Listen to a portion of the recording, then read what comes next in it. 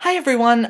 So I received a very positive response to my ASM announcement on marriage equality. So I'm thinking about doing this as a regular thing where I break down the issues that are on the news today and try to explain them. So we have a lot to get to today. We have the shutdown, we have Obamacare, we have Iran, Israel, North Carolina voter ID, and British Petroleum. So we have to get through all of that in 15 minutes. So let's go, go, go.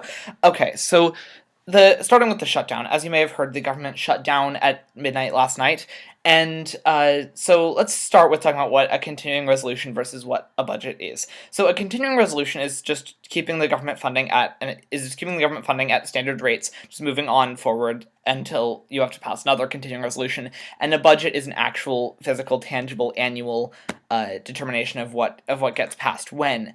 For the last few years, Congress has been passing continuing resolutions in lieu of budgets, just because they can't agree on a full budget. And yesterday they were unable to pass a continuing resolution in time, and the government no longer has any appropriations to continue being funded. So let's start with a couple of the acts that were points of contention. First with the Patient Protection and Affordable Care Act, which was passed in 2010 and is frequently referred to as Obamacare. I'll get more to what that is later in the video, but for now all you need to know is that it is very, very unpopular among Republicans. Well done, Columbo. And then there's the Budget Control Act, also known as sequestration, which caused $85.4 billion in cuts during fiscal year 2013. With this continuing resolution, the Democrats were very opposed to keeping the Budget Control Act intact, and the Republicans were very opposed to keeping Obamacare funded. So that was where the parties were at the beginning. And after a hilarious and I don't even know how to describe it. Filibuster by Ted Cruz for 21 hours on the floor of the Senate. Senate Republicans eventually caved and decided to stop filibustering a continuing resolution that keeps Obamacare funded, so that is able to pass the Senate now with a simple majority, that's a simple majority that Democrats have. And so the Democrats compromised on that. And then the Republicans eventually compromised in the House on a full defunding of Obamacare and instead put in place a one-year delay and repealed a tax on medical devices that is present in Obamacare. So the parties are still massively far apart because the issue of whether to pass a clean CR with no other modifications, as the Democrats want at this point, versus passing a CR that includes the medical device tax repeal and the one-year delay of Obamacare that Republicans want, those are still massively far apart. In the House, it gets a little more complicated because Democrats probably have the votes which they need 217 right now, 218 usually, but there are enough vacancies that you only need 217 at this point. They probably have the votes to pass a clean CR in the House, but they are not doing it because Speaker Boehner is holding his allegiance to what is called the Hastert Rule, named after former Speaker of the House Dennis Hastert, which claims that in order to put a bill on the floor, the Speaker must have a majority of his caucus in support of the bill, and he does not have that at this point. So last night, with the House not being willing to vote on the clean CR, the government shut down, and appropriations have stopped for non-essential services. Most government employees are being furloughed without pay, and very little is staying open. VA hospitals are there are a few odds and ends services that have been deemed essential and are staying open, but for the most part, government services are no longer available. Now, this is a very temporary thing. The longest was 21 days in 1995 and 1996, and there have only been 18 since 1976, but this is still a massive deal. This is going to cause horrific effects on public employees, especially those with lower incomes, and this is going to cause massive effect on a lot of people, a horrifying effect on a lot of people who rely on government assistance to live. So moving on from that to the implementation of Obamacare, on October 1st, a key provision of the Patient Protection and Affordable Care Act, Obamacare, went into effect, and that is the health insurance exchange, in which a very large portion of consumers are given the option to to compare prices and determine which insurance plan they would like to have, on the basis that it will drive prices down from their prohibitively expensive rates as of right now. But with the government shutdown, how that gets implemented is a little bit dicey. Moving on to foreign policy now with Iran. President Obama made a phone call to Iranian President Hassan Rouhani, which broke an over 30-year dry spell between Iranian and U.S. relations as the result of as a result of Iran not being particularly friendly towards U.S.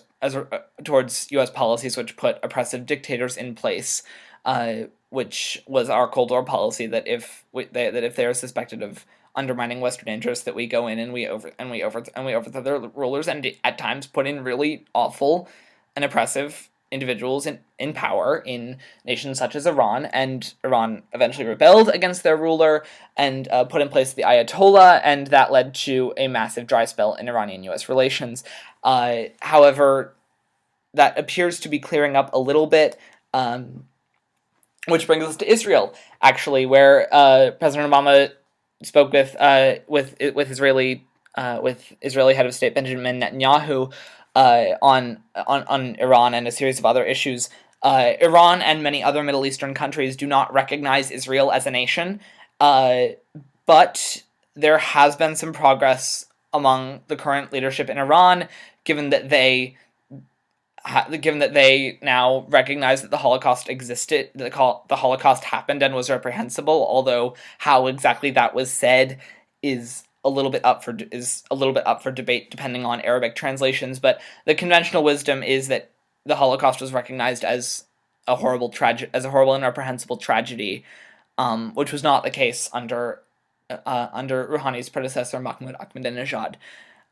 So that's kind of a thawing, but Israel is still very much opposed to Iran's nuclear program, because they would definitely be threatened by nuclear Iran, and Israel and the U.S., being very close allies, have been keeping an eye on that for a while.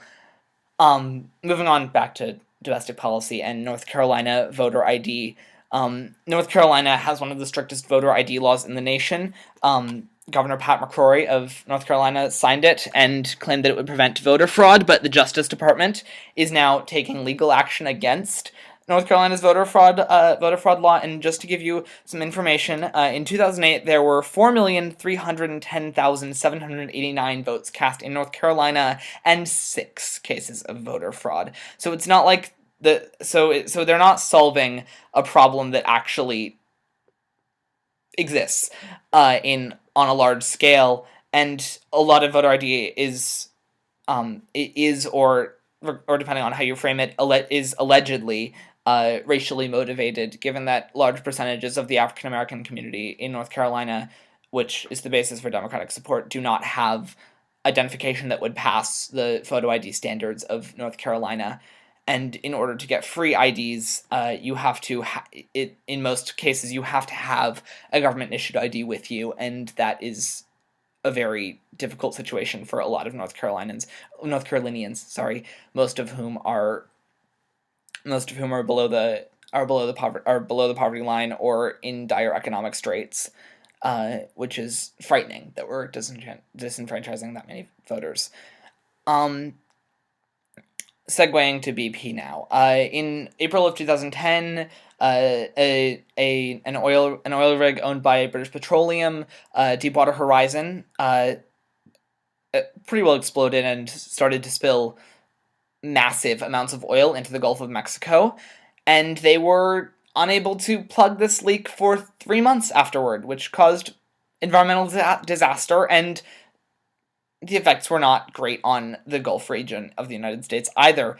And now they are being taken to court over allegedly lying about the size of the spill and taking far longer than it should have taken to clean up the spill. The fines could reach up to $18 billion, and to give you some perspective, the annual earnings for BP are $17 million. So that's where that stands. And that is all. Sound off anywhere but the comments. Talk to me at school if you think another format would be best. If you have any tips, then just come and talk to me and I'll happily respond to them and I'll take them into consideration because I'm still learning how to do this and trying to figure out what would be the best way to keep UHSers informed without having any other extraneous effects. Or just giving me a random soapbox to spout my opinions, which I hope I did not do. I did a little during the voter ID segment, but anyway, thank you very much for watching, and I'm probably going to do these twice weekly just because I don't have the time to do them daily, and there are too many news stories to do it just weekly. So I'll see you probably on Friday, but if I determine that a date would be more appropriate this week, then I'll do it another day. I'll see you all tomorrow. Bye-bye.